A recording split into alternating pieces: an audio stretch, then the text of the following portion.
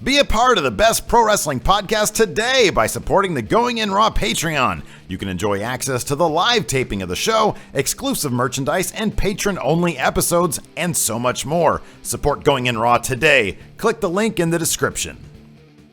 This is Charlotte, and you're watching Going In Raw. That sounds terrible. What's up? This is the most must-see WWE superstar of all time and his lovely, gorgeous wife, Marie.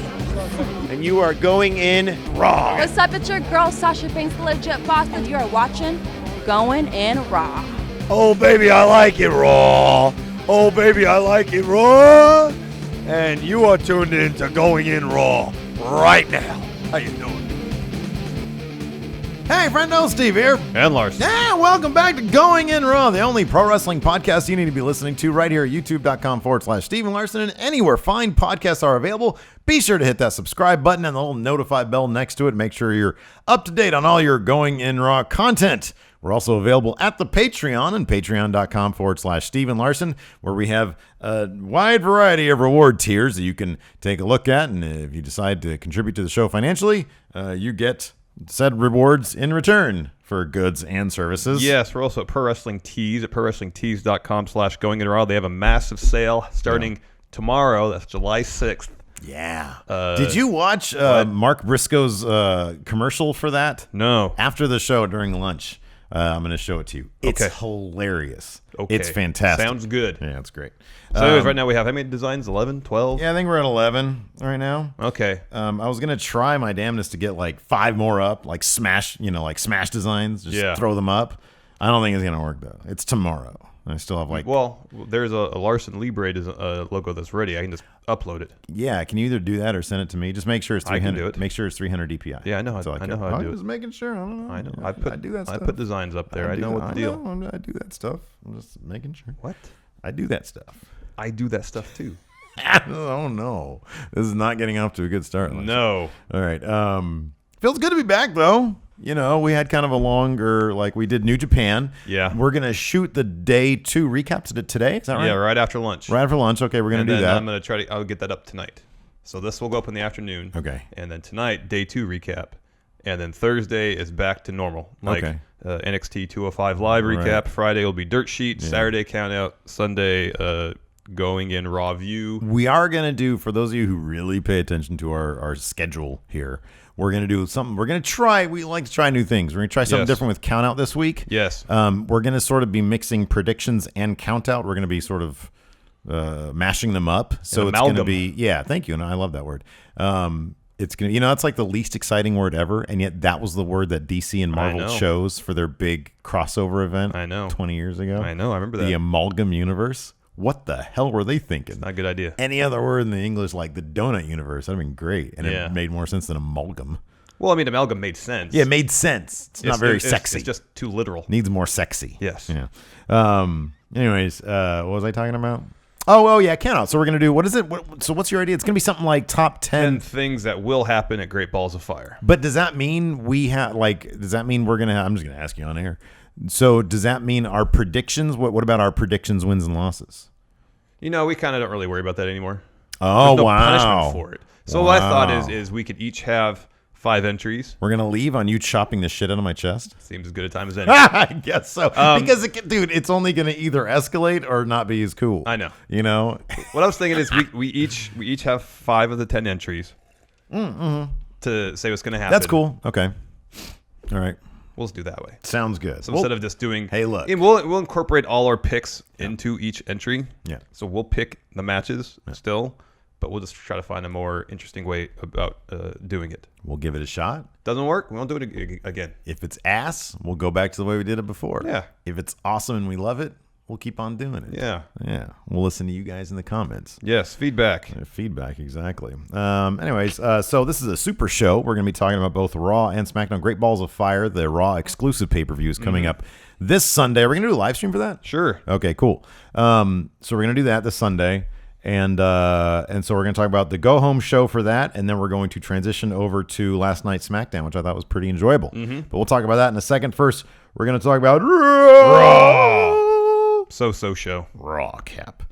It's so difficult for me even to have an opinion about if Raw was good or bad these days because I think there was some good stuff. Yeah. I always say this. I'm like, there was some good stuff. There's always interesting, good stuff. But it is, look, here's my general impression of Raw as it stands right now is that I'm the least excited to watch Raw of anything else. I will say this, after going to the shows this weekend in Long Beach, it was really hard to say I'm excited for WWE programming right now. Yeah. Because it's such a different presentation. It's such a different style of wrestling. Yeah. And being in the midst of it in Long Beach, watching New Japan's outstanding product, and then have to, sit through 3 hours of Raw, it was a difficult transition. Yeah. By the time I watched SmackDown, it was okay. Yeah, right. But getting through Raw was a little tough. SmackDown always feels like a breath of fresh air. It does. Raw, I just get this general idea that it's going to be a slog. But even I mean, that being said, I watched, and for the people out there who don't want me to take shortcuts, I watched all of Raw. I didn't even Hulu it. Now they got PlayStation View. That's my primary source of Raw.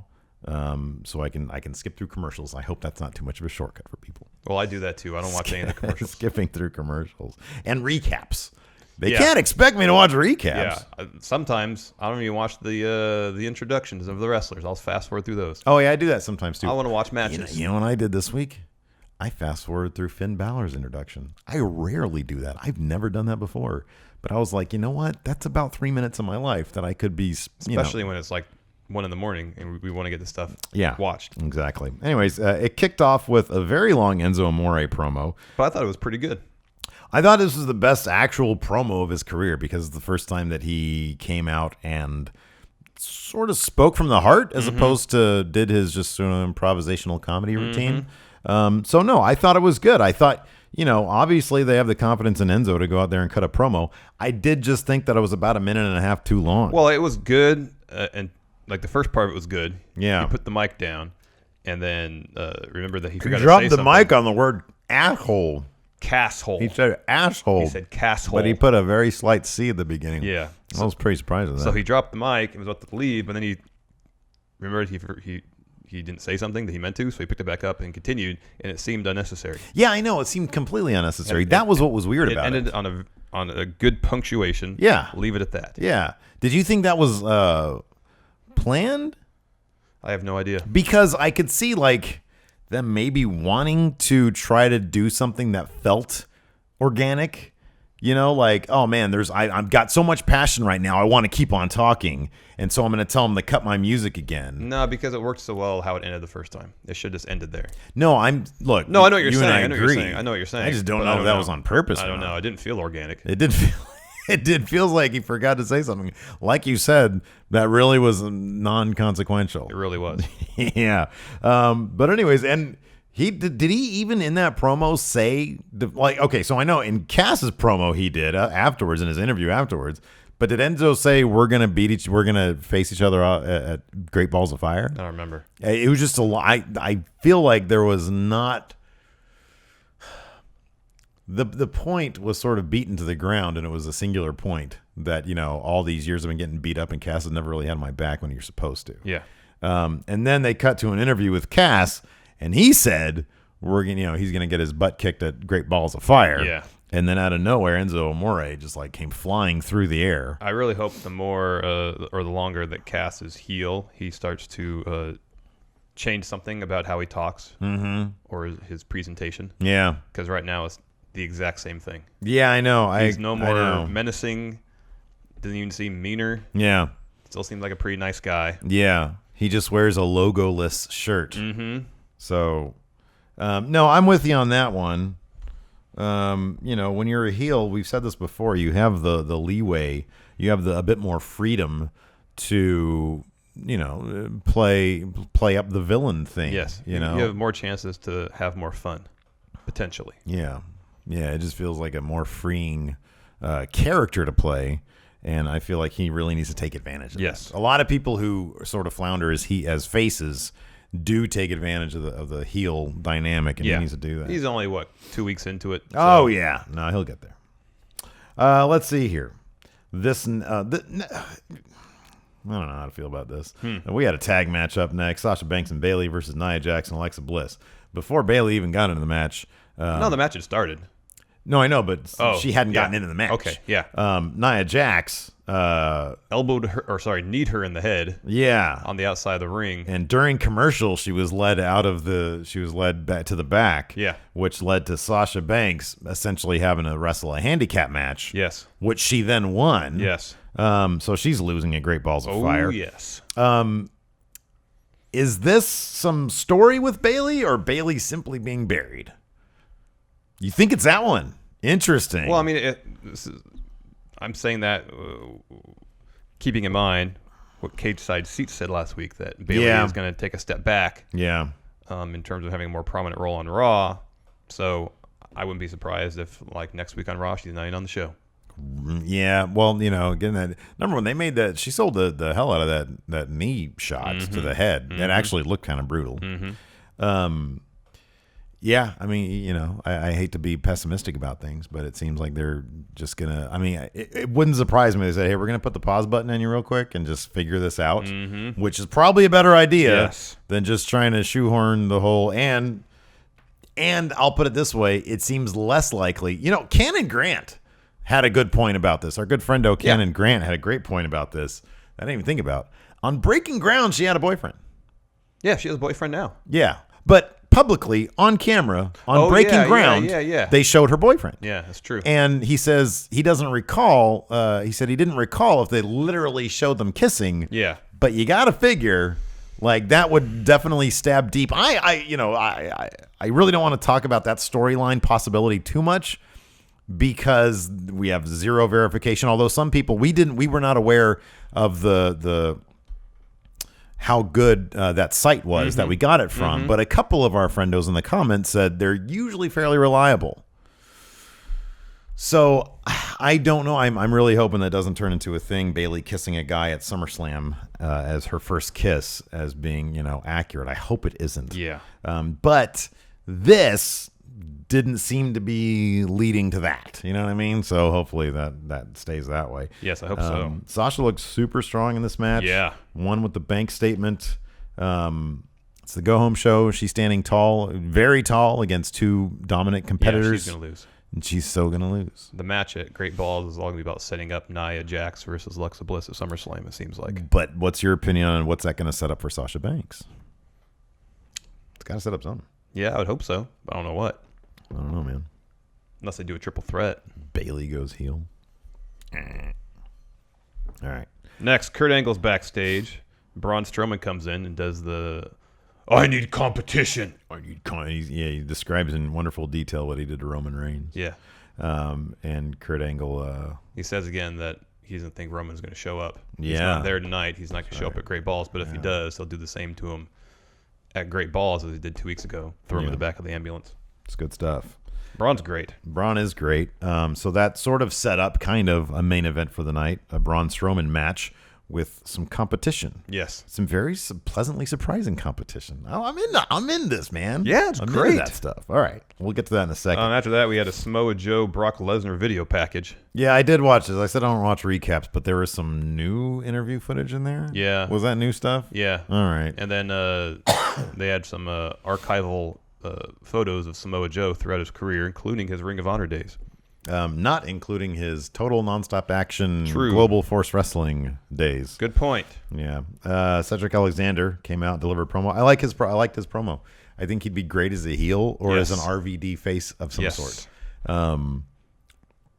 So I'm kind of reminded of one of my favorite wrestlers right now, in ring for sure, and his look, Ricochet. On the mic, not my favorite. Has kind of a weak voice. I mean, it's just his voice.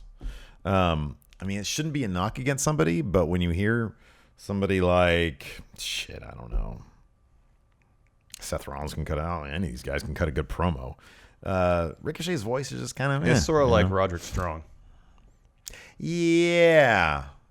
Although I think with Strong, it was part of it was his voice, and also he didn't seem comfortable and/or convincing. Yeah. Ricochet seems convincing. He seems convincing, but I know what you mean. He just kind of has a weaker voice. Cedric doesn't. Yeah. And so I think Cedric, like, man, I think he's a fantastic wrestler, and they just need to give him. They need to move on from this. Yes. This is so long overdone. They need to move on know. from this Noam Dar stuff. Anyways, he says Noam Dar run on back home to Alicia Fox. Alicia Fox comes out. She's returned. She's got the neck brace on still, though. I like Alicia Fox a lot. I just think that this feud needs to be done with like yesterday. So Fox tries to interfere on Noam Dar's behalf. Yeah. Instead, Cedric takes advantage, hits Dar with a lumbar check. I mean, you know, that's gets the win. The one thing about that feud that I'm like okay with is the fact that Noam Dar is selling lumbar checks better than anybody. I know, better than anybody. And this was really relatively not a great sell for him. Right. Still pretty good. Yeah. After this, we had. Hold on, sorry. What? So we got 50 patrons watching right now. Julian Morris just said, "I love when Steve does Cannon Grant's imitation." Steve, listen. Bailey had a boyfriend on Breaking Ground. I don't remember seeing them kiss, but you think they had to have done it. I love Cannon. Oh, man. We got great friendos here. We do. We really do. All right. Then we had a Miz TV segment. With the Miz Taraj, Bo Dallas, and Curtis Axel. Bo looked awesome in his suit and bandana combo. And one glove. Oh, man. Who is that guy? That's fantastic. I know. Make him a Wyatt yesterday. Curtis Axel looked very business casual. Anyways, Miz, number one, makes a point to run down LeVar Ball. So, Vince said, go run him down out there. Well, then also Ambrose referred to that segment last week as a train wreck. Yeah. So you got to appreciate that. But anyways, Dean Ambrose or Miz. I watched this. Didn't Miz make another good point during his promo? Did he? Oh yeah, he called Ambrose out for being wacky. Oh, did he? Yeah. Okay, so I wasn't paying that close attention. He said of all the members of the Shield that Dean had the most potential. Yeah. But as a singles competitor, he's just wacky, essentially. Oh, that's hilarious. Miz is a going in Raw mark. I know. Dude. What was up with you hanging out backstage with Alexa? Oh, I know. Bliss? That when someone tweeted that at us, that blew my mind. Very tall Larson, because I didn't really notice that aspect of it first because it was dead on you. Yeah. But then you turn around and walk away, and you have tall man lumber, and I'm like, oh my god, Larson's like 7 feet tall now. He's like 6'5". Yeah, good for him. So anyways, confirmed low level rider right there. Let's see here. So Dean Ambrose comes down and he says, I want to fight you for the IC title, and I don't want to wait for Great Balls. I want to do it now. Yeah. Heath Slater comes out, and I love Heath Slater when he gets on the mic. He said, I've never had a shot at a singles title, and I've been here for 8 years. And I want my shot at the IC title, and I want it now. Because he pinned The Miz, I think. He was the last person to pin Miz in that tag match. Yeah. And so Dean Ambrose says, take a number, get in the back of the line, and then Kurt Angle came out. Yeah, Angle comes out. And Miz says he'll defend against Dean at Great Balls. Yeah. And then Angle sets up the match. Yeah. In the immediate, he says Dean will have his Intercontinental title shot at Great Balls. However, Miz will defend it right now against Heath Slater. This was a high point of the and the show. match was really good. The match was really good. The crowd was super behind Heath Slater. His promo was pretty good too. Man, I still have some hope. I feel like Heath Slater might be 2 injuries for other wrestlers away from a mid-card push. If, like, for example, if Apollo Crews, God forbid, gets injured, I could see Heath Slater, like, with Rhino along in tow, maybe being a Titus Brand signing. I could see something like that and having some amount of success. I want to see that. Probably not going to happen, but he's still in the game. He is. He's still there. So I like that. And this is probably one of the better matches he's put on in a long time. I mean, once if Great Balls, and I don't know that it will be because they seem to love Miz versus Dean Ambrose. If Great Balls is the final chapter for Miz Ambrose, it has to be. I would think. I would hope. I would love to see Heath Slater up against Miz. There's nothing to indicate that would be the case beyond the fact that he's sort of milling about there now. I would love to see that. I think that would be great. Yes. So, yes. And people would pop for that. Oh, I think so too. Bring back the I Got Kids angle. That'd be great. I know. He mentioned that. He did. Promo, yeah. He did, yeah. So The Miz was not in his wrestling gear. He was in an immaculate white suit. And so he wrestled in that suit. Correct. But he did have the foresight to put on his wrestling boots before going out there for his promo. That was good because you never know what's going to happen Exactly. in WWE. So, anyways, during the course of this match, The Miz split his pants. Yes. That was pretty funny. It was funny. But anyways, it was a really good match. A lot of good back and forth. The Miz Taraj, Bo Dallas, Curtis Axel got involved. They attacked Rhino, beat him up, and that distracted Slater. Yeah. And then The Miz takes the opportunity to hit Slater with the skull-crushing finale, picks up the win. Yeah. Ambrose comes to the ring. Miz Taraj beats him up. Miz hits Ambrose with a skull-crushing finale. So Miz stood tall. Yeah. As Ambrose getting that Intercontinental title back. I think this is one case where the math seems wonky. I mean, I haven't looked at the heel face, the evening out of things. Although sometimes that math is wonky too. But everything's been pretty heel heavy of late. I really feel like Miz is kind of the Neville of the Intercontinental situation. He's too good right now. And I think that the knock on Dean for being lazy, which I think is an unfair knock. I think that's real backstage. Yeah, it feels real backstage. And I don't think he's done anything to get himself out of that position. That's me completely just speculating. But I kind of feel like if you're backstage, you're really, really liking what The Miz is doing, and you can give or take what Dean Ambrose is doing. I mean, I feel like that as a fan. Yeah. So, next. Moving on. Oh, this is great. Titus O'Neil, Apollo Crews backstage. It was fantastic. It was great, man. Titus O'Neil. I love a lot about this. I love how they've transitioned Titus O'Neil. I mean, come on, man. He was the instigator for the main event. He comes up to Apollo Crews. Apollo Crews is looking at I would imagine looking at a picture of his newborn child on his phone, although that wasn't confirmed. Titus O'Neil comes in, says, I got a good deal. He says Braun Strowman's looking for competition. He says, and any day of the week, I'd go out there and shut him up. But I think Apollo Crews can't lose. And Apollo Crews at first a little hesitant, saying, "You got a newborn, man. That's a freaking monster." Titus O'Neil said, "Yeah, but just imagine one day sitting there with your kid, and you can tell her the story about how you took down the monster." Yep. It was great. It was fantastic. It was fantastic. This is organic storytelling. It was really good. So that set up our main event. Yes. Then we had a Goldust promo where he debuted his latest picture, The Shattered Truth, which was just a highlight reel of him, I think, attacking R-Truth the previous with kind week. of like dramatic music that you might have heard from like a silent film. Yeah. Because like it. Yeah. The music changes with the scene changes. Yeah. I don't know. It's kind of stupid. Comes back out from it, and then R-Truth attacks him. behind him, and then attacks him. So I imagine we're getting them at Great Balls. I would think so. Probably confirmed. I don't think it's been announced yet. How is that not the pre-show, and how is the Cruiserweight title in the pre-show? I don't know. What is that all about? You don't need to sell this for pay-per-view, people. Like, this is on the network, man. I don't know why they would and do they could that. add an extra 20 minutes to the show. I mean, at least make me believe that Cesaro was going to get the title. We put in the pre-show. That ain't going to happen. Yep. Next, Kurt Angle backstage. Cesaro and Sheamus approach him. You know, I hate their jackets, man. Yeah, I don't like them either. I hate their jackets. But I think they jumped the shark for me when Sheamus put on an Obey patch. And I'm a big fan of Shepard Fairey. I like his design aesthetic. But like it was just cheesy. I'm like, wait, you roam into Tilly's and get that patch? I know. Oh, look at that patch fella. I know. Obey. Do you think Sheamus knows who Shepard Fairey is?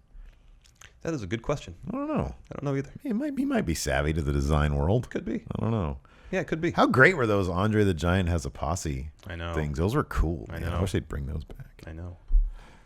So anyways, it was during this segment that it was announced that Sheamus and Cesaro will take on the Hardys in an Iron Man match. 30-minute good idea. I like that. Iron Man match at Great Balls of Fire. I like that. Jason the Cabbie in chat says, I love the jackets. They need to keep adding things to them. I don't like that, Jason. I don't want them to keep. I want them to take the jacket. They're so bulky and big. Like, these are meaty men, man. These are muscular men. Don't like it. Anyways, Iron Man match, Great Balls. That's cool. Yeah, that's should be good. A lot of fun. That should be a lot of fun. I feel like all these guys have good chemistry. Why not keep this going? And I don't think the Hardys are going to win that, right? I don't think so. I don't think so. I don't know. We'll find out on Countout this week. Yes, we will. Next, Seth Rollins beat Kurt Hawkins in about 6 seconds. However long it takes to do Rollins' finisher and get a three count on the pin. Did you see what I tweeted to what's his face, Corey Graves? Yes. How do you like my new name for Seth Rollins' finisher? Henny Rollins. It's not the easiest pun. It's not. It's terrible. To roll off the tongue. Henny Rollins. Yeah. Get it? I do get like Henry Rollins. No, I get it. Seth Rollins. Henny Rollins. It's a bit much, though. Yeah. It's a good try, but... You think Rollins is a Black Flag fan? Yeah, I think he adopted that last name after Henry Henry no Rollins. kidding, really? Yeah, I didn't know. I wondered. Wikipedia, at least. Oh, nice. Where did the Seth come from? I don't remember. I don't know either. Anyways, yeah. So this was not a match. This was Kurt Hawkins. He ran his mouth. Seth Rollins took the mic from him and said, "Shut up." And then they rang the bell, and then it was a knee rainmaker. Yeah. Wait, does that have a name? I thought I heard it was called the Ripcord, but the commentary team has been referring to it as that. They have not been referring to it as that? I think I heard that once. Yeah. I don't know. I don't think it has a name yet. I don't know.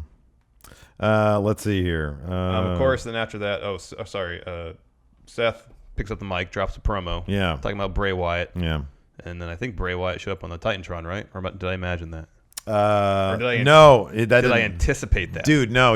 I was like fast forwarding. Okay, I'm sorry. I totally just gave it away. What? Totally fast forward through Seth Rollins' promo. Because he wasn't going to say anything. I was going to stop when the screen went black and Bray Wyatt was going to show up. And that didn't happen. So I was like, I mean... Okay, so let me guess. He talked about Bray Wyatt being a false god or something, being just a man, and he's gonna, beat him at Great Balls of Fire. Yeah, that's a decent enough paraphrase. Okay, yeah, there you go. Then I mean, really, that was. I don't think I even meant for that to be a shortcut. I think I started fast forwarding through the replay, which is like 30 seconds long. Yeah. And I just kept going, and I was like, I'll just get to the Bray part. And even that I really don't want to get to. But I saw like a GIF of him in the desert. Somebody on Twitter made a crack. Oh, look, it's exactly Bray Wyatt. He's in the middle of nowhere. What a perfect metaphor for his time in the WWE. Yeah, that's pretty good. Anyways, what do you think about this Brock Lesnar Samoa Joe interview? A little wonky. It was at first. Not a great go-home segment. It wasn't, but I would have preferred purple face Lesnar for the go home. Samoa Joe did his best to add some intensity to the segment. No, he did. I feel like I just don't feel Lesnar kind of laughing Joe off, especially what happened the previous 2 weeks. Yeah, right. Wasn't the right response. Yeah, I know. Because granted, this might just be Lesnar's limitations as an actor. It didn't feel like false confidence. Yeah. If that had been how it portrayed, it might have been interesting. Yeah. I feel like Lesnar knew he was going to win. Didn't see Joe as anybody in the back thought would beat Lesnar. You know what I mean? Like it kind of telegraphed things a little bit. But then at the same time, like Lesnar, he was WWE first. But then like in the MMA world, I feel like that would be his. I'll put it this way. I feel like Lesnar was responding as if we were in the MMA world, like a real world situation. And I felt like Samoa Joe was in a really cool Tarantino flick. Mm-hmm. That's kind of how I felt. And those don't mesh at all. Yeah, it was interesting just how they photographed each subject. Yeah, even Joe, I think, was lit like he was telling a bedtime story. It's really dramatic lighting. Yeah, exactly. Whereas Lesnar's interview was pretty typical. Jack Dolan in chat says, I don't blame you for fast forwarding Seth's promo. Thank you, Jack. I've got one. It wasn't anything special. Yeah. But yeah. I like Joe going through the arena trying to find Brock. No, I like that. That's all good stuff. That was different. But you're like to set it up, it felt like Lesnar wasn't selling the match. Yeah. That's what it felt like, Yeah. And I don't know why I didn't see like a point. Did Michael Cole say anything to kick it off? Yeah. He did. But then there was no intervention after that. Not that I recall. I don't think there was. It was just back and forth between Joe and Brock. I thought it was an interesting choice to have Brock do all his own talking. Oh, I was fine with that. Yeah. Yeah, I was fine with that. that. He did a decent enough job. Yeah. It just felt like he was barking and Brock Lesnar was laughing it off. And that's not great for, like you said, tension. Yeah. You know? I feel like that should have been like last week, and then this week we should have got the purple face Lesnar, the unnaturally purple face Lesnar, which I can talk about all day long. So weird. Agreed. Yeah. Anyways, yeah. So sorry. Joe, like you said, Joe took off his mic. He went searching for Lesnar. The referees and the production people had to like hold him back, or the agents had to hold him back because he eventually found Lesnar. And Lesnar just kind of laughed it off. And he laughed it off. Again, which if it was kind of false confidence could have been interesting, but didn't seem that way. Right. Next up, we had Neville versus Mustafa Ali. Was great. Yeah, it was a really good match. This is a really good match, and then Neville he wins with the Rings of Saturn, and afterwards he won't let go. Right. And this is actually a really well directed part of the show because they went to a close up of Neville as he was like losing his mind, stretching Mustafa Ali with the Rings of Saturn. Yeah.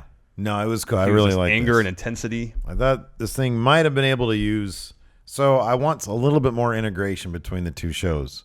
Maybe a little chunk of Drew Gulak there. I don't know.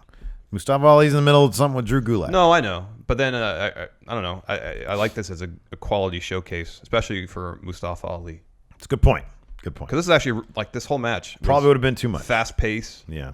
Well, especially the first half where Mustafa Ali kind of had the upper hand. Yeah. Fast pace, a lot of high risk moves, and then once Neville got control, he just overpowered him. He's a hell of a wresler, that Mustafa Ali. Yeah, he's really good. He's good. I love, man. I have to watch last week's 205. No, wait, did I? No, I didn't. I have to watch last week. Wait, did I? We didn't do a recap, so probably not. Probably not. I have to watch last week's. Yeah, it was good. I love Drew Gulak. He's so good. I didn't watch NXT. I need to watch that. Oh, you didn't watch it? We got it. No, I've been waiting to watch that. We're going to talk about that. Yeah, I already watched it. Yeah, okay. I have not. Okay. I will. I got 2 hours. I got so much to watch tonight. Yeah, we got a lot of wrestling to watch. All right. Let's see here. Bray Wyatt in the desert. Oh, man. I'm in the middle of nowhere, man. I'm a god. Oh, Seth Rollins, man. I'm a god. I don't know if he was just hot or something, but he didn't seem really into this whole thing. No, why would he be? He's in the middle of the desert, and they have a bunch of GoPro shots. I know. I don't know, man. It's over-edited, overproduced. I don't like it. Just let him talk. But it seemed like to me like the director told him, okay, do the Bray Wyatt thing, but just stare in the camera and don't do anything with your hands. Yeah. Because he just stood there with his arms at his side, and that's not how the general premise. He dropped promos. The general premise is fine. If you're going to have him in the middle of the desert, make that be a point. Yeah, because what he was saying had nothing to do with him being in the desert. He was saying that he was everywhere. Yeah. That everything that's happened on Raw since he arrived, he was somehow a part of. You know what they should have done? He says, I'm everywhere. Lacey this morning was looking on Reddit. There was a guy who took a picture of himself every day for 10 years, and then he did a thing, and it's all like him walking around different places. But that's what it looks like. No, what they should have done is have... They should have emulated that. Yeah, but have him say one sentence, then cut to a different location. Right, exactly. But really bad green screen. Okay.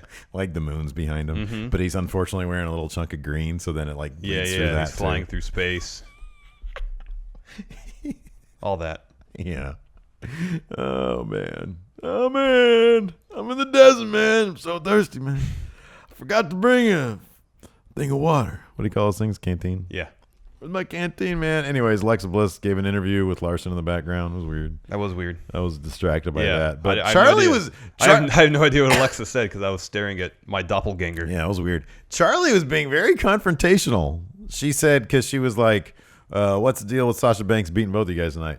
And then Alexa Bliss said, that's your question? She said, that's fine. I let her win to give her a false sense of security, which, why would you now be saying that?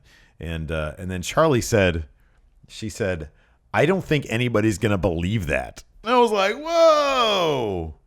That is not your job to be confrontational like that, Hard-hitting questions, Steve. Ask the questions. And nobody does hard-hitting questions, man.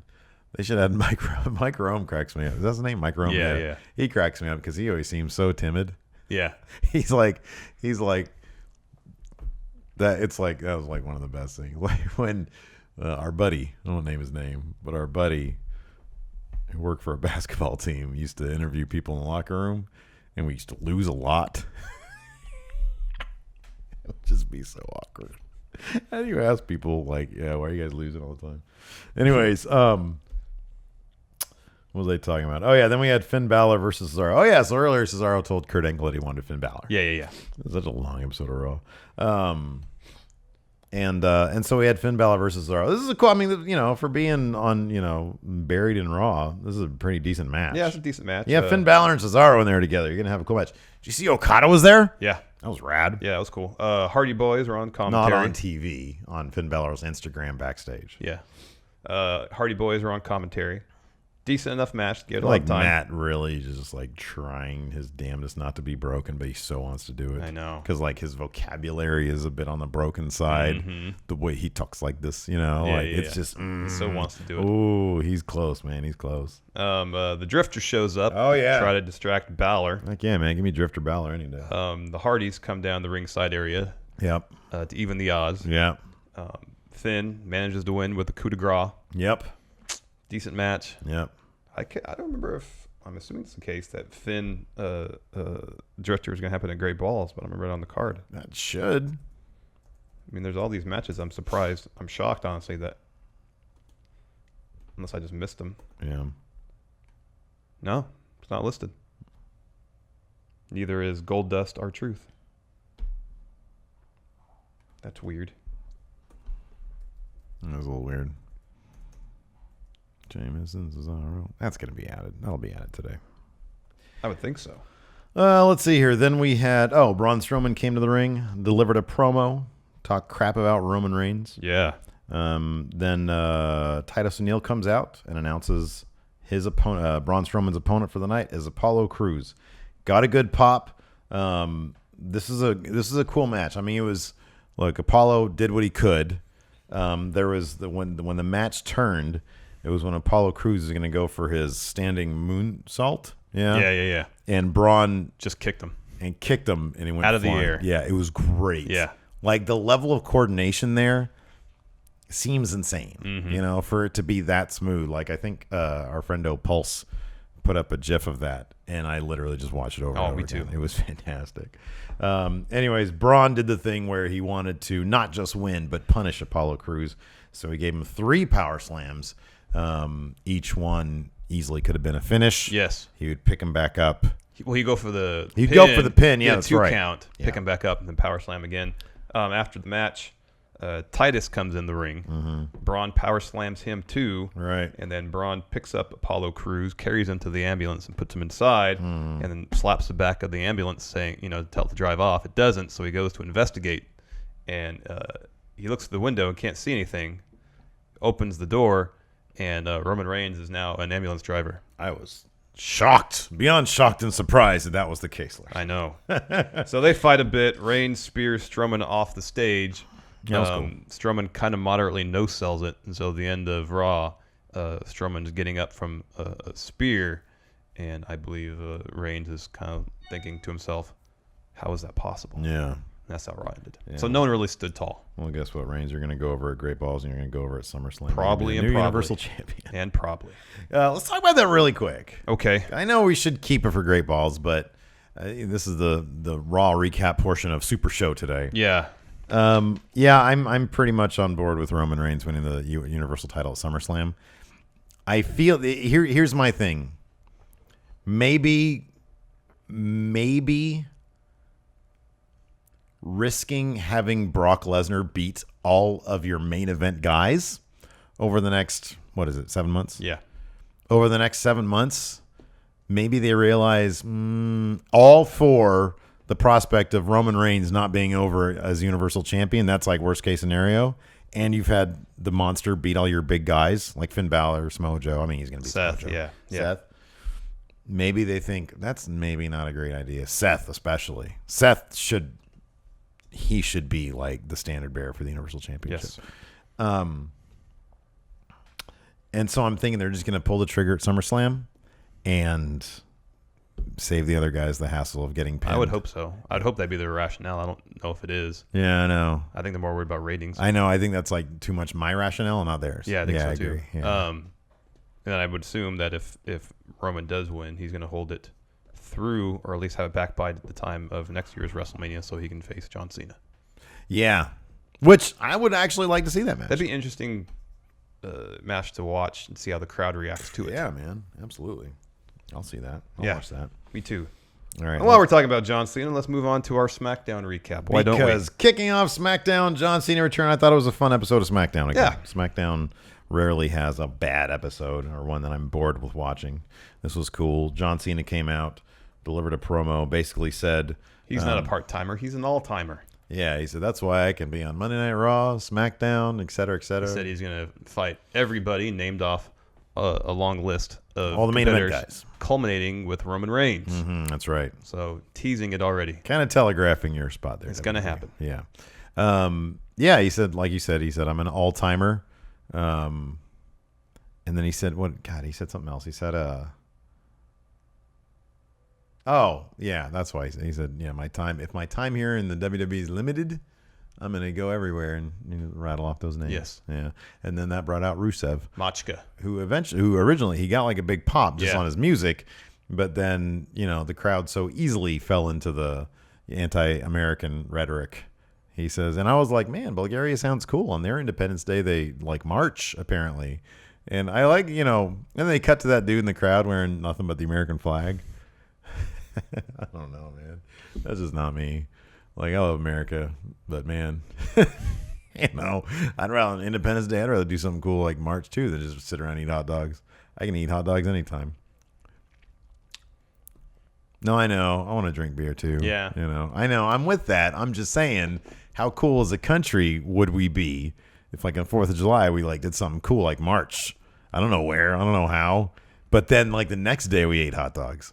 Like, took 2 days off. Okay, I'm on board with that. First day is, we're asserting our independence. Second day, all right, let's kick back, have some beers, and have some hot dogs. Yeah, okay. Yeah. Anyways. 2 days off I can get with. So Rusev came down and did his whole shtick. Well, he said, they've been advertising Cena's return for 2 months, as he put it. Where's my advertisements for my return? Yeah. And Cena said, okay, well, let's have a match right here tonight. And Rusev said no. And eventually, later in the show, it was announced that at Battleground, we will get Rusev versus Cena again. Yeah. Jack Dolan made another point here in chat. He says they do have parades on the 4th. So we did see people march yesterday. Yeah, I thought about mentioning that, but I didn't. But that's hokey. I don't like marching. We descend on things. I don't know what we're gonna descend on. Anyways, I don't know either, man. Yeah, it'd be kind of weird. Anyways, so yeah, Rusev, John Cena, that was cool. Later on, it was announced that we're gonna get a Rusev John Cena. Literally just said that. A Rusev John Cena flag match. No, we're not gonna get that. That's what Cena challenged him to last night on SmackDown, and Rusev said no. Yeah, Daniel Bryan said that's gonna happen though. Oh, I didn't notice the stipulation was added to the Battleground match. Flag match. I didn't notice that. Yeah. Okay, so it is happening, but just not. Definitely happening. Let's see here. Then Daniel Bryan was backstage with Chad Gable, who had somebody noted this on Twitter as well. They put a side-by-side image of Chad Gable and a Cheeto next to each other because he had that weird orange pattern texture shirt. Yes. See, look, flag match right there. Yeah, no, I see it now. Yeah. And then AJ Styles came in, and Daniel Bryan was like, Kevin Owens has a point. He says Kevin Owens has a point. Oh, yeah, he's beaten both of you recently, so you have to fight for a spot in the Independence Day Battle Royal happening later in the show. Look, Daniel Bryan, if all you want is to see AJ Styles and Chad Gable fight, then you can do that and still put them both in the Battle Royal. And also, if anybody that Kevin Owens has ever beat should not be in that Battle Royal, then why was Sami Zayn in it? Yeah, I know, exactly. Kevin Owens has beat Sami Zayn several times. Yeah.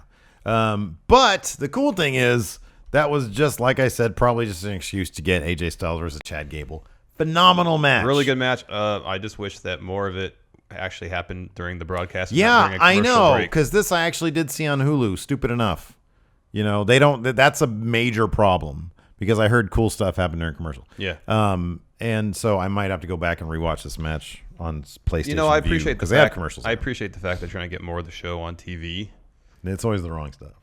Well, but also it's distracting to try to watch a match with no commentary in a small little screen. Yeah. While the rest of the screen is dominated by an ad, and that's the audio that's playing. It's damned if you do, damned if you don't. What do you think about? Feels like they want to go all in on Chad Gable. It does. I love Chad Gable, man. Yeah, he's real good. I like Jason Jordan too. I would love to see Jason Jordan as a jealous heel. They pushed Chad Gable. I mean, Jason Jordan made it into the Battle Royal. Yeah, he actually was in the Battle Royal. Yeah. He was eliminated during a commercial break. Oh, okay. A lot of people were. Yeah. Okay, that's a bummer. So no, I'd love to see a program with these two. Chad Gable, he's got to be a face, man. Mm-hmm. He's got that like Dennis the Menace face. You know, he's got like mischievous guy yeah. He's like early Jericho. I could see Chris. Sorry, he's mentioned Jericho. Chad Gable is a good heel though too. Yeah, me too. I know. He can be the guy who can just run circles around people in the ring and be super arrogant about it. Just flip and push him, dude. Get it? Yeah, but he'd have to be on the mic. It'd have to be a Jericho thing. He could be Jericho, man. He can be Jericho. Yes. Anyways. So, yeah, AJ picks up the win with a phenomenal form, but as you mentioned, really good match. Yeah. Great showing from Chad Gable. Correctamundo. We had Hype Bros backstage with a very pensive. Yeah, Mojo was going into his luggage, and on top of it was a Hype Bro shirt that he picked up. And he was kind of being, upset about how things went down last week where they didn't win their match. Yeah. And then Zack Ryder comes in and is trying to be like, hey, it's cool, man. We're in the Battle Royal tonight. Yeah. So don't worry about it. Yeah. And then Mojo said, well, you have something to worry about because I won the Andre the Giant Battle Royal, but then he was all clowning around. He was joking with him. So it looks like we're getting, number one, it doesn't look like Zack Ryder's going to be the one being heel. Nope. We're going to get a heel Mojo Rawley. How weird is that? That's going to be interesting. Hey, man, you know what, though? Anything they throw Mojo so far, he's really killed. Yeah, I know. So if this allows him to stand out from the pack enough that they actually feature him in some manner, as opposed to just, happy face Mojo, I'm going to be into it. I like it. I thought he had a good stern face. He did. During the segment. Next. Carmella, James Ellsworth come to the ring for a promo. I love these two, man. Yeah, they're so good. They're the perfectly packaged heel team. Mm-hmm. God, they're so good. Mm-hmm. So as they come down, Naomi comes down because Carmella cuts a really great promo about being Miss Money in the Bank. Naomi comes down. I love Naomi. Yeah. The belt looks great now. With this the lights. was a great episode for Naomi. Yes. The belt, like you said, looks like $1 million with those LEDs. Oh my gosh. That was fantastic. Again, something we said a while ago should have happened. But again, evidently you're backstage, or at least a tall version of you. Yes. It's weird. Alternate dimension Larson is back there. I guess so. How did he rip through our space time? I don't know. Maybe it's top notch. Something to look at. Oh, goodness gracious. You looking forward to Shower Me with Gold? The pay-per-view, not some extracurricular activity you might be taking part in. I like playing video games sometimes, so I guess so. Yeah, it's pretty fun. Let's see here. So Naomi comes down and she talks some trash to Carmella, and then she says... she introduces... I'm not the only one who has words for you. Yes, Daniel Bryan. He comes out very upset with James Ellsworth. Oh, this is great. So he fines him. Mm-hmm. $10,000. Suspends him for 30 days without pay. Yeah. And then kicks him out of the arena. And says, if you break any of the rules that I've laid out, I am stripping Carmella of her Money in the Bank briefcase, contract, whatever. And then Carmella, understanding the gravity of the situation, ushers Ellsworth the hell out of there. So this is going to be fun to see what happens 30 days from now, which who knows what that's going to be. When is Battleground? End of this month. Okay, so he's probably not going to be back for that. No, he'll be back. Okay, let me ask you this, August though. 4th. Are we going to see perhaps like a masked Ellsworth? Oh, for sure. Okay. Without a doubt. All right, great. Let's see here. This led right into a match between Naomi and Lana. This was cool, man. I like this. It wasn't much of a match. No, man. She like immediately got her into a submission. Feel the glow. And Lana tapped out immediately. Tamina comes in. Lana's basically crying, looking like she's been victimized by Naomi. Tamina comes in, sort of holds Naomi at bay, saying, give her her space. Telling Lana, come with me. Come with me. You'll come with me to the Mos Eisley space bar. I'm guessing Tamina is going to teach Lana how to wrestle. You must. That's what I got. Did you interpret that another way? What was Obi-Wan's line? Wretched hive of scum and villainy. We must be cautious. We must be cautious. Yeah. What now? Tamina's going to teach Lana how to wrestle, right? I think so. Yeah. That's good, man. They're using Tamina. They're using Lana. I'm down with that. Are we going to get some Rocky-esque montages? One could hope. You should hope. I would think so. That'd be rad. That would be cool. Yeah, that'd be cool. Next, Shinsuke Nakamura is about to be interviewed by Renee. No. Was it Renee Young? Whatever. He's about to be interviewed. Yeah. Baron Corbin attacks him nearly immediately. Yeah. Baron Corbin is losing a lot of his hair. Very quickly. Yes. So they fight a little bit. He had bit. a goofy shirt on too. Yeah. He needs to stick to like metal shirts. He does. Like there's like when I was at Vans the other day, my niece picked out one of those like short sleeve button up shirts with like the goofy patterns on it. Look, man, I might not be too old for a Thrasher shirt, but I'm too old for that. I can't pull that off. You know. Yeah. It's not my thing. So they it's not really Baron Corbin's thing either. No. You know? No. So they brawled for a little bit. No one really gained the upper hand, I don't think. Yeah. Apparently, they're going to have a match at Battleground. You think it's going to be for the contract? No, it's too early for that. Yeah. All right. After that, early fun segment. This was great.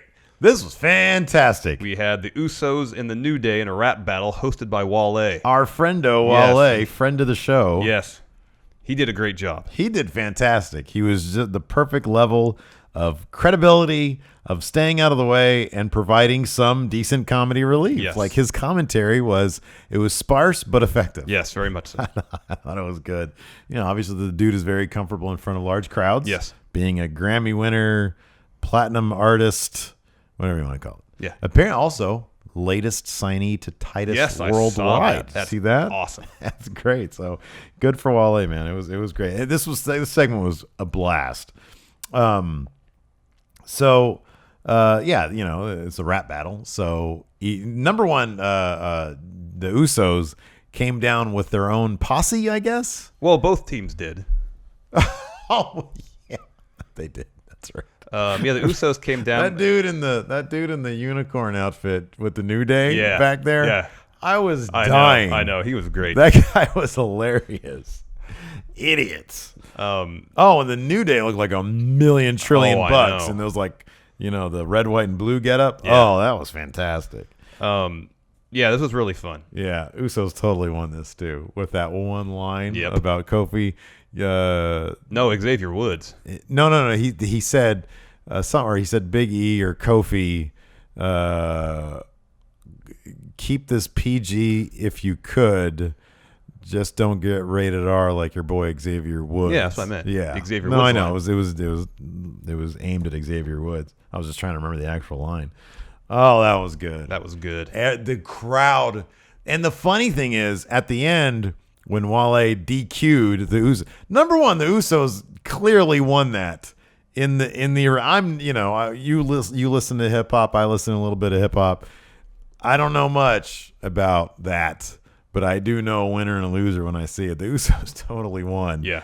And Wale made this point. He says, you guys are twins. You have the same brain. It's kind of a disadvantage for the New Day.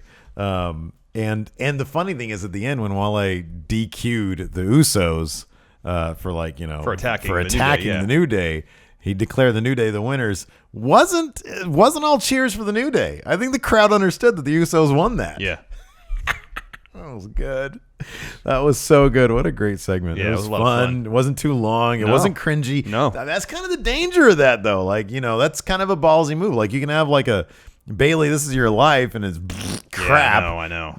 This could have easily been crap, but they came up with some really clever they did. raps to say. And everybody involved was into it. Oh, yeah, totally. Which helps a lot. The new, and look, dude, look at what one act in a division, kind of like the same way Charlotte. Oh, yeah, just revitalizes. One act the whole division. Revitalizes the entire thing. Look at the Usos now, man. They're legit. I know. They are legit. I know. This is good. Next up, Aiden English came out and started singing.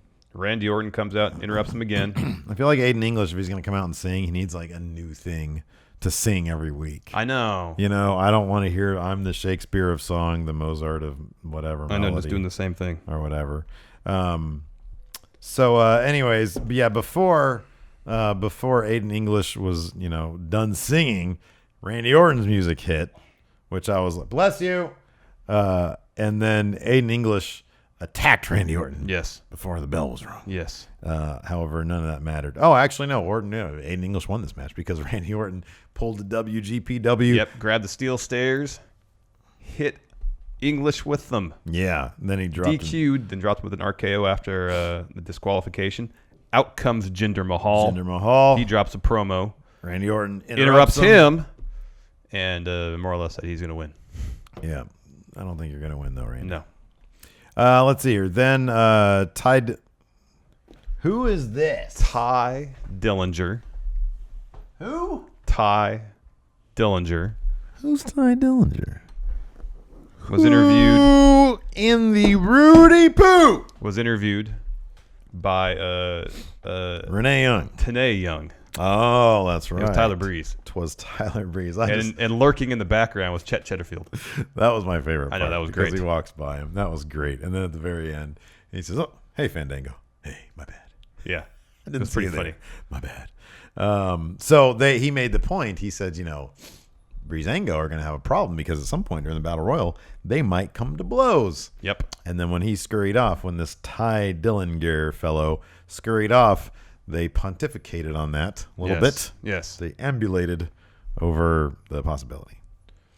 It was a great segment. It was great. I love Breezango. Yes, they're fantastic. Next we up- had Maria and Mike Kanellis being interviewed by Renee Young. She had an interesting reaction to Tenay Young. She was very amused by it. So they're going into their Power of Love thing. Yeah. Interrupted again by Sami Zayn, who apparently knocked over some metal stuff, stretching. All right. So you guys know I haven't been the biggest proponent, the biggest advocate for Sami Zayn's comedy routine. Whatever. Maybe I was just happy in the morning. Because I watched this morning. Sometimes it works and sometimes it doesn't. This cracked me up because it was two things that really cracked me up about this. Number one, when you hear the thing clang, the camera goes over and the look on his face of, oh, I know. Like that was great. And he's got his leg up because he's stretching. He comes over. He does his little spiel about appreciating their message of love. Yes. Name drops Huey Lewis in the news. Says, "I'm sorry that I interrupted you. This is 2 weeks in a row. I totally get that." And then as he's about to start talking about the news, his own music hits, and he has the most shocked surprise. He goes, "Oh God!" Yeah, I know, that was funny. And then he goes running off. That was pretty hilarious. I don't know. I thought it was funny. I thought it was good. I really want great things for Sami Zayn. Likewise. So, I don't know. I laughed at it. That led to the Independence Day Battle Royal. Kevin Owens on commentary. There was some surprises in this match. Dolph was first eliminated by Luke Harper. Uh-oh. Surprising somewhat. Yeah. There's this great spot where Eric Rowan eliminates Fandango. Oh, that was so cool. And then he tries to eliminate Tyler Breeze. Yeah. Fandango catches him And puts him back in in. the ring, only for Tyler Breeze to be eliminated I was yet again. really hoping that would lead to a little longer of Tyler Breeze, man. I didn't want them just to be eliminated again, but I thought that was a sweet moment. Contrast that with another tag team, the Hype Bro. Mojo eliminates Luke Harper. Ryder thinks about eliminating Mojo. Yeah, he's standing behind Mojo, and you can see it. He's selling. Yeah. Ooh, I can eliminate Mojo right now. But he doesn't. He doesn't do it. Yeah. Together, the Hype Bro eliminate Eric Rowan, and Mojo takes the opportunity to eliminate his tag team partner. Yeah. Developments in that story. And, Mojo is apologetic, but not too remorseful over it. He says, "I got to do what I got to do." Yes. Zack Ryder not happy. Not at all. So the final three were Sami Zayn, Ty Dillinger. Who? Ty Dillinger and Look, AJ man, Styles. I told you this before we went on air.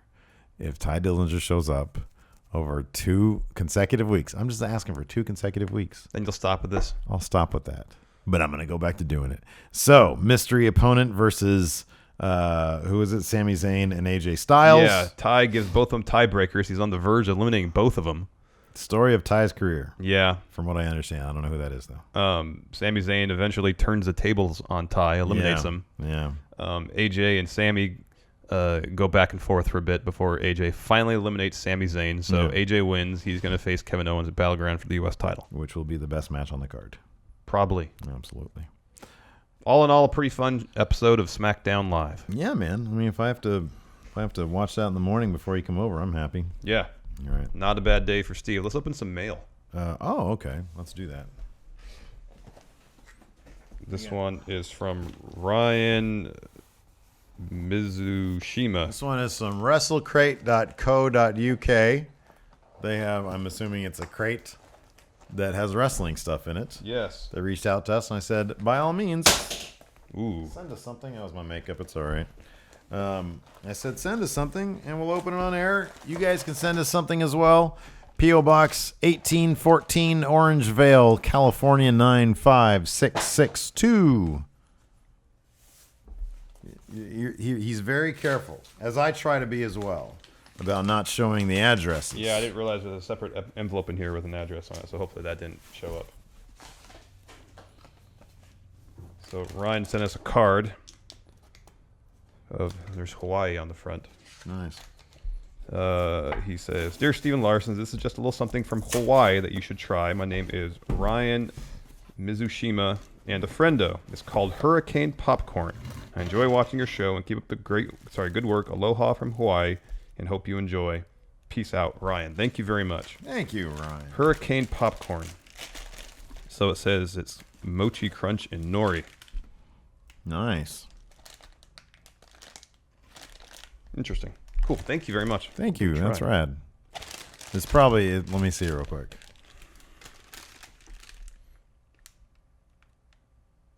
All right, I don't see anything here about pineapple. Oh, so you can enjoy it. Maybe. We'll see. Let's see if there's sugar in it. We came upon loot here, Larson. Ooh. With this Wrestle Crate. Oh, man. WrestleCrate.co.uk. First of all, we got the current face of America, a Kevin Owens. The phenomenal face of America. Yeah, That's what he just said last night. Pop vinyl figures. These are cool, man. Yeah. Man, there's all sorts of that there. shirts in there. A large shirt for you. You can open it because it's for you. And then an extra large shirt for the fat man. Oh, look at that. Oh, I got man. a British strong style shirt. Oh, that's man. cool. Look at this. This says the King of the Cruiserweights. Look at that. It's a Neville shirt. That is rad. Look at this one. Look at that. Oh, look at that. King of the Cruiserweights. That's cool. That's rad. Very cool. What else? A bounty. Ooh, is this a flashlight? Looks like a keychain flashlight, Larson. Cool. Progress. Oh, cool. All sorts of great. Oh, that's interesting. It's something, it's like a thing. Free download for the best of SPW. I'm assuming that's not Supreme Pro Wrestling here in Sacramento. Oh, look at this. Over the top. OTT Wrestling. I've heard about this. Oh, yeah. Over the top wrestling. Look at that lineup there's right Zack there. Sabre Jr., Marty Scurll. Yeah, Pete Dunne. Yeah, man. All sorts of great names. War in this. Machine. Yeah. Cool. Awesome. That's exciting. There you go. Ah, look at this guy. A DVD of Chris Hero. Oh, man. That's awesome. An evening with Chris Hero. Oh, it's an interview thing. Oh, cool. He sits down with the team at Pro Wrestling Chaos and talks about his career, his first stint in NXT. If he'd ever go back, spoiler alert, he totally does. That's cool. What else we got here? 2 matches as well. Oh, nice. Look at this guy. It's a... Oh, this is great. Oh, it's a Shockmaster button. That's awesome. That's right. Man, this is a bounty in here. What is this guy? Oh, there's an autograph. There's an autograph. Oh, man. Oh, wow. Look at British Strong Style chilling by maybe the River Thames. I don't know. Yeah, I don't know either. I have no idea. I think the River Thames is like bigger now. I don't know.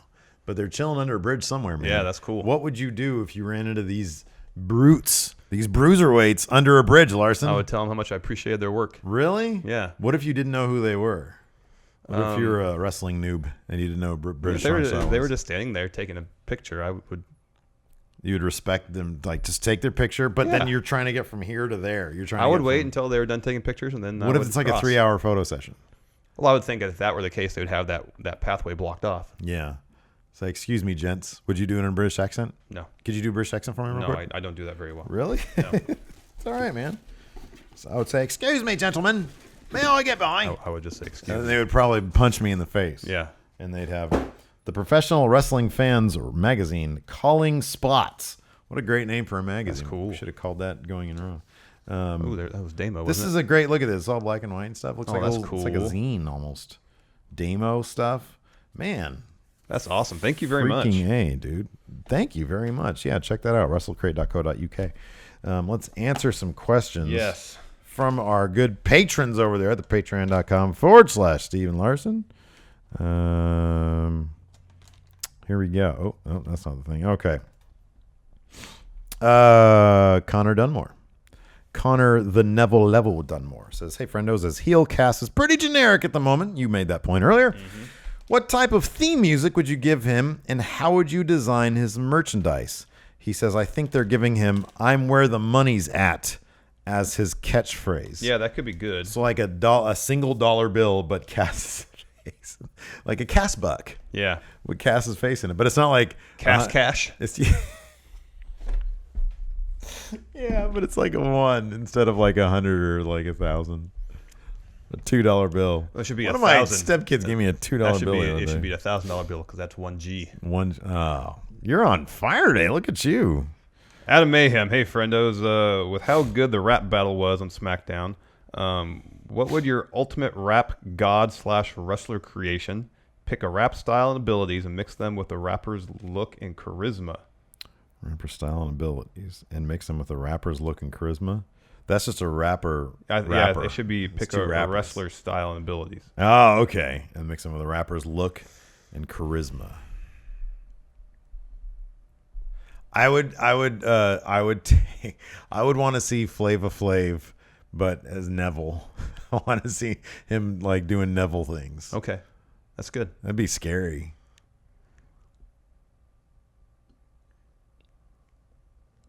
I want to see Snoop Dogg, but be Braun Strowman. God, I'm just trying to think. I always think too much about these. Yeah, I know, man. Just throw it out there, man. Nobody's judging you. Kendrick Lamar. Okay. Wrestling like Seth Rollins. How about oh, that's a good one. How about Biz Marquee? Okay, good. But wrestling as Lana.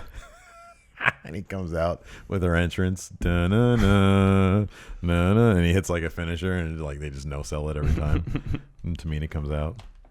Anyways, Jason the Cavi says Jack the Jobber heel turn, yay or nay? And will Pacitti and Plumpy put aside their differences to fight back against Jack and the Gamer Lads? So I actually watched the final video. Oh, you did? Okay. Of Blampied. Trying to get his name back because he's called Plumpy now. Yeah, and right before the match ends, and the Twitter or their dislikes are through the roof. I mean, their likes, it was about even, I think. Yes, but people did not like this. They were attacked right before the finish of the match, and I think it's like the 7th one. Yeah, so people. We're invested into it. They were invested in this, man. Talk about a swerve. Yeah, that's some heel. They were attacked by Jack the Jobber, who now apparently is a heel. Okay. And it looked like they gave a concerto to Plumpy, and then it cuts back to the game screen they were at. Pacitti gets in, and he wins. So, but Pacitti had been attacked also. Oh, okay. Yeah. So he's just taking advantage of the situation. situation. He's just taking advantage of the situation. As opposed to... Exactly. Wow. But in the meantime, he let Plumpy get his head caved in with a chair. Wow. Yeah, man. People are hot about that. So, Jack the Jobber heel turn, I say nay. He's going to get hurt.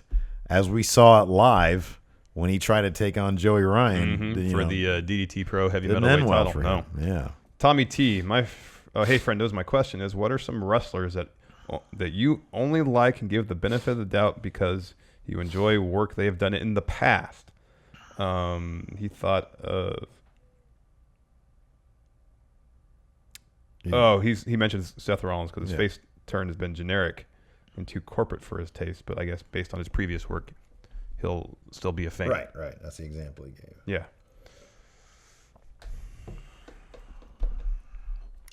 Somebody that will give the benefit of the doubt because I've enjoyed the work. I'll always give Bray Wyatt the benefit of the doubt.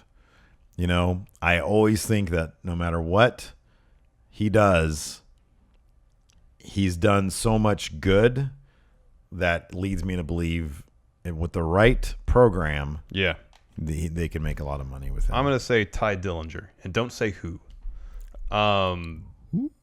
Just because, just seeing his path towards the top of the card in NXT wasn't a straight one. Yeah.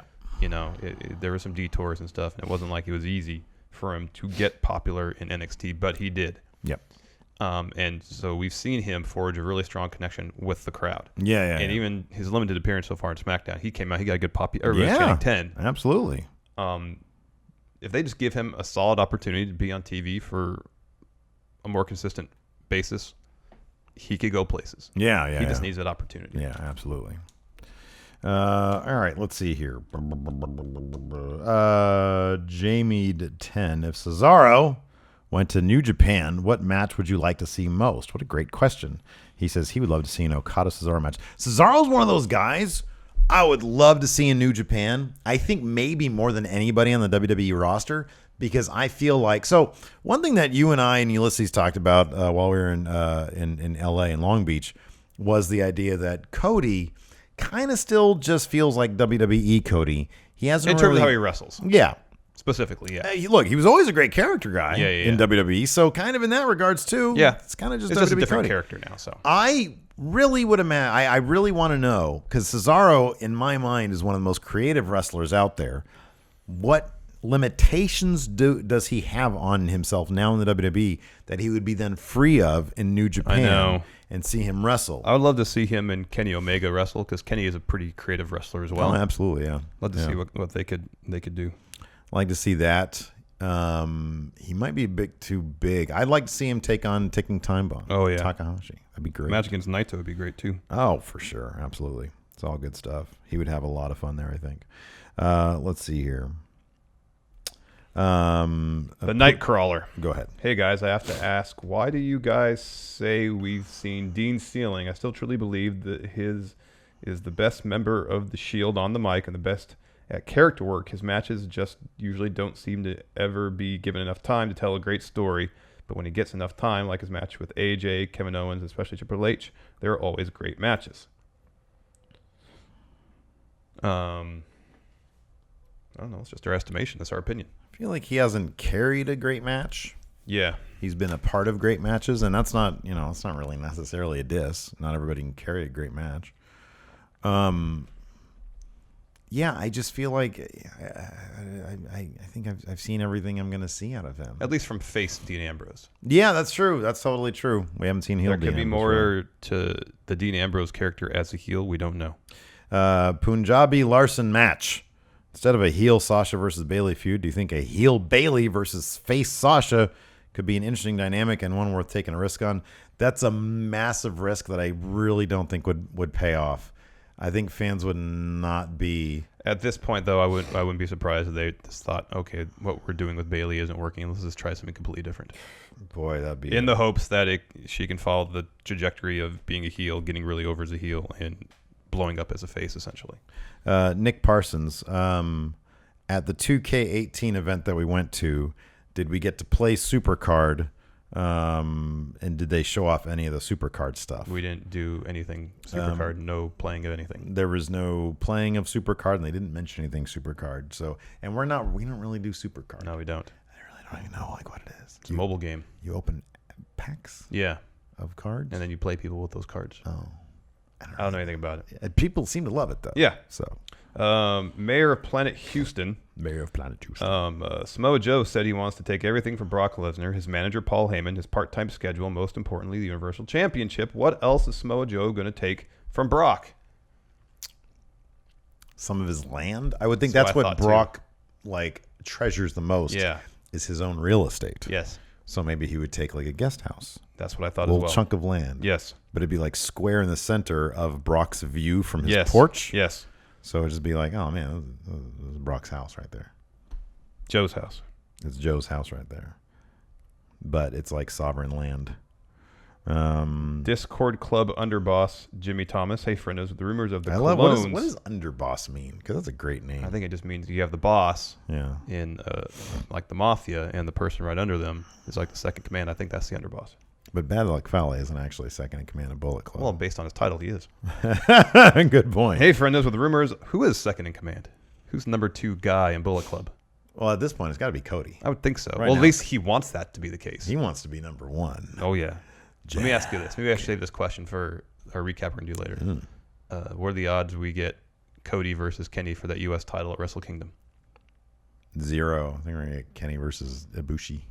Potentially, but Kenny versus Cody Yeah, at some point. I know. If anybody's taking I that U.S. know, title off Kenny, I it's going to be know. Cody. Anyway, it seems like one of the obvious routes to go. Hey, friendos, with the rumors of the clones asking for their release, do you think that this will stop creative from breaking up other teams? Oh, he asked about Ty, too. I don't know. I mean, they're giving Chad Gable a lot of opportunity as a solo competitor. Yeah. Who knows if that'll continue? I have a sneaking suspicion it will. I think it's probably on, what do you want to call it, probationary period right now. See how he does out there. And I think he's killed it both times. Oh, yeah. And I think that they have to keep on both going on the with mic that. and in the ring. Yeah, absolutely. Liam Wagner, hey guys, have you ever wanted to go to a wrestling show, but another event that day was happening at the same time? For example, Battleground is this Sunday. It's Great Balls of Fire this Sunday. And one of his favorite bands is playing in town too. Go to one of your favorite bands because you can always watch Great Balls of Fire after the fact. Mm-hmm. Or does he? I wonder if he means go to the actual. I think he means go to the actual show. Oh, go to the actual show. It depends on how often that band comes to town. Yes. If they're touring on a particular album that you really, really like, or and if really they come wanna on a really regular basis. Right, exactly. Yeah. Yeah. But yes, there's been a lot of times there have been local independent wrestling shows that will happen the same day as a pay-per-view. Oh, yeah. And since, especially streaming pay-per-views, reactions to the pay-per-views is kind of in our job description now. Mm-hmm. Got to do that rather than go to the indie shows. Correct. Yeah. Let's see here. Oh, here we go. CM Punk finds it insulting, asks, can we get a power ranking for the competitors in the WGPW in the bank match? Shower me with gold. Okay, well, there's one yet to be announced, correct? Surprise entrant. Yeah. Yeah. So how many other total? 7? 6? 6, I think. Okay. Who has been announced so far? Butch, Yeah. Bacon, Matthew Ade. Yeah. Is it Heel Supreme?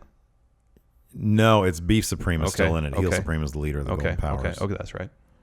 Um, Earl's not in it. Is Hannibal Hansen in it no, he's got a match. for the Meatloaf title? Yeah. Oh, Matt E. Black. Okay. Shithead's fighting for the. Is Mecha Santa in Meatloafs. it? No. Is anybody from Congress under Mecha Santa in I think I originally was going to have Cannibal Larry in it, but now I don't recall if I actually announced that. Did I replace him with somebody? Oh, I don't know. I'm going to say my power rankings are Of the 5 announced, or of the 4 known competitors. of the 4 known competitors. I'm going to say Butchie. He's like number one. Yeah, I think Butch Bacon's number 1. No, Beef Supreme's number 1. Butch Bacon's coming off a massive win against Finest Cat. I understand. Yeah. But he's done that Who are before. you going He to did say? that. Oh, you say Beef Supreme Beef number 1? Supreme number that's- 1. Okay, maybe Beef Supreme number 1. And then Matty- Ade, he's still your Ade, champion. He's the champ. And then Matt E. Black. Matt E. Black. And then Butch Bacon? Yeah. Where does surprise? Who follows next?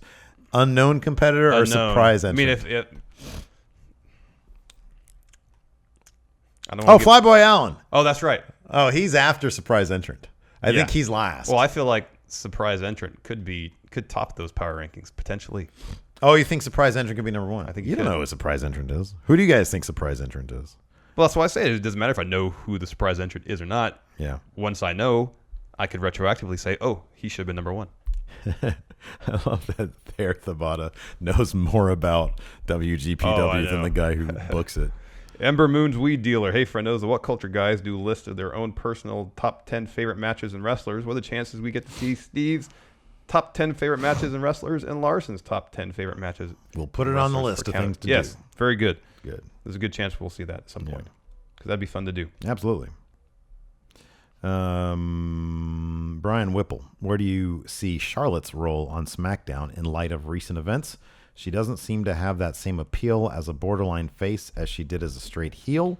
The push of Carmella, while welcome as she's been doing great work, seems to be coming at Charlotte's expense in terms of airtime. I give them the benefit of the doubt. We didn't see Charlotte, and Charlotte is well established. I feel like her and Becky Lynch are just fine. Yeah. And kind of a tangent. Them together are really good. Yeah, for sure. They're really good together. Yeah. One more question, then we'll do trivia. Yes. And then we'll Eat lunch. eat lunch.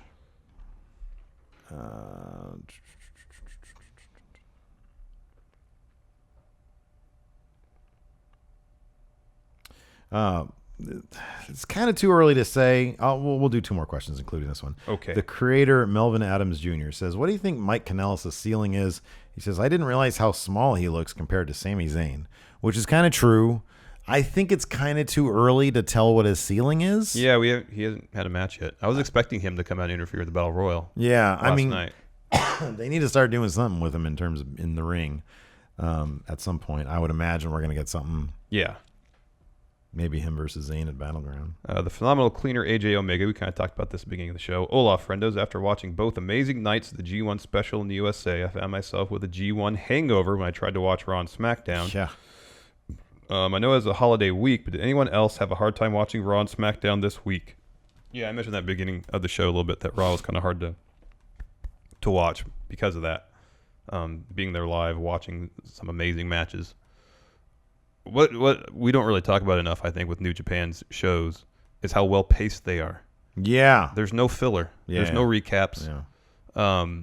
There's no, granted, interviews are helpful to tell stories, but there's none of that. You're there live, and it's just match. Yeah. There's no downtime, and it's great. Yeah. You go to Raw or SmackDown, you have to sit through the commercial breaks. And SmackDown now, it's cool because at least for the live audience, they still have matches during at least 2 of the commercial breaks. But on Raw, that doesn't happen. Yeah. You generally, someone comes up for their intro, and they just stand there for 2.5 minutes in the commercial break. And then when the house lights come back up, they realize, oh, I'm on camera again. Yeah. And it's kind of a dull experience. Yeah. WWE pay-per-views aren't as bad. Yeah.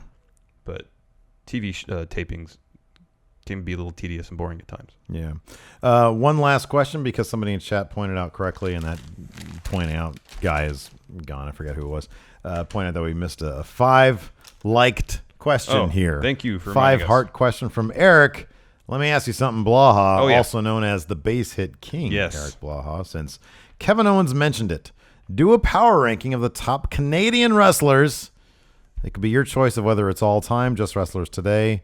Canadian wrestlers of all time, Larson, top 5.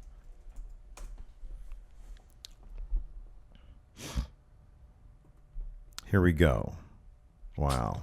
Number 5 or number 1? Start with 5. 5. Chris Benoit. Okay. Because you know what?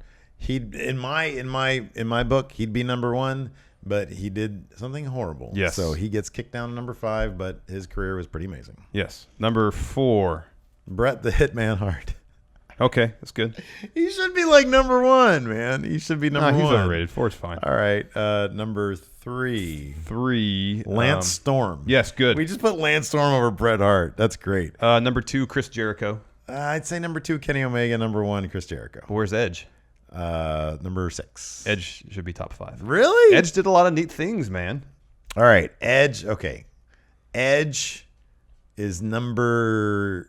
Who did I say number 1 was? Chris Jericho? Yeah. Oh, man, that's rough. I know. About Edge. Okay. Bret Hart out, Edge in. Whoa! Controversy here on Going In Raw. Wow. Bret Hart not even... Hey, at the next Indie Darlings, Bret, here's my controversial opinion now. You guys can preview it. Bret Hart, not even one of the top 5 Canadian wrestlers of all time. Maybe by the time we do the panel next year, if we do, we should come all the way back around. Controversial opinion, Bret Hart was pretty good. Yeah, Bret Hart was awesome. Oh, Kevin Owens isn't even on there either. Wow, man. There's so many great Canadian wrestlers. Yeah. Long history. Oh, what about Owen, man? I know. There's Owen in there. We need of Bret. a top 10. Yeah, no kidding. Wow. That was difficult. Let's do trivia. Oh, yeah, trivia. Here we go. Today we're doing classic and attitude era. Yeah, I forgot what we did last time. All so right. I was doing this. All right. You start with whatever one you're starting with. Just tell me. There we go. Oh, I'm starting with Classic. All right. Who teamed with the $1 Million Man Ted DiBiase to face Hulk Hogan and Randy Savage in the main event of the first SummerSlam in 1988? DiBiase and Andre the Giant. Andre the Giant. What NFL Hall of Famer faced Bam Bam Bigelow at WrestleMania 11? Lawrence Taylor. Yeah. Against what longtime rival did Bret Hitman Hart defend the WWE Championship at Survivor Series 92? Longtime rival? Yes. Shawn Michaels. Yeah, he did that in 92? Yeah. They hadn't really been longtime rivals to that point, though. That's an odd way of phrasing it. I guess I mean historically speaking. Who won a record-tying 5th WWE Championship by defeating The Undertaker at SummerSlam 97? Stone Cold. Bret Hitman Hart, 97. Oh, man. All right. What superstar stole Undertaker's urn at WrestleMania 11 and melted it down to turn it into a gold necklace? Oh, this is going to bother me. I'll be impressed if we get this. WrestleMania 11. Turn it into a gold necklace.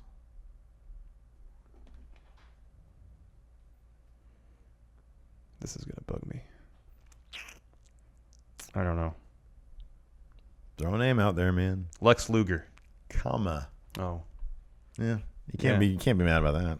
What former bodyguard made a name for himself in the 94 Royal Rumble match by eliminating 7 consecutive superstars? You mean Diesel? Yep. Okay.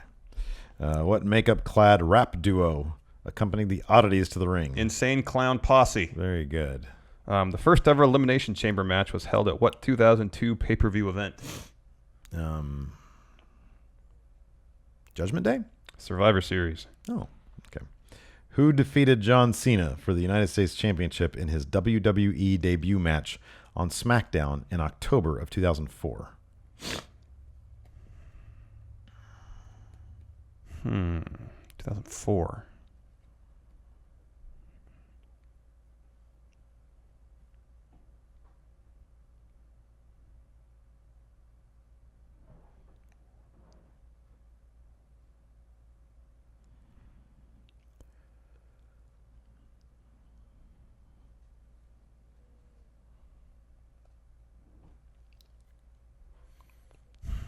Shelton Benjamin. Good guess. Carlito. Oh, yeah. Yeah. What diva accompanied Chris Jericho to the ring for his defense of the Undisputed Championship at WrestleMania 18? What diva? Trish Stratus. Stephanie McMahon. Oh, yeah. Okay. Oh, yeah. Bummer. Who served as Brock Lesnar's agent when Lesnar debuted in March of 2002? Paul Heyman. Very good. You have one more. You have one more. What diva was part of Steven Richards' Right to Censor group and was WWE Women's Champion during her membership? Victoria. Ivory. Ivory. I get 2. What did Victoria look like? Wait, who's Victoria? Am I tripping? Am I just putting one on the other? Hold on. Oh, nice. Come on, Raven. Oh, good job. Let me see it. Oh, that's a good look. Oh, another good one. Devon. Wait, which one's? Oh. Bummer. Yeah, I can see how I get them mixed up. Thank you, everybody, for joining us today. I liked Ivory. Yeah, she was good. She was in Glow. Yeah, that's right. All right. Yeah, thanks, everybody, for tuning in. Patrons, stick around. We're going to hang out with you guys for a little bit before we go get lunch. We'll get your advice on what to get for lunch. Yes. Until next time, we'll talk to you guys later. Bye.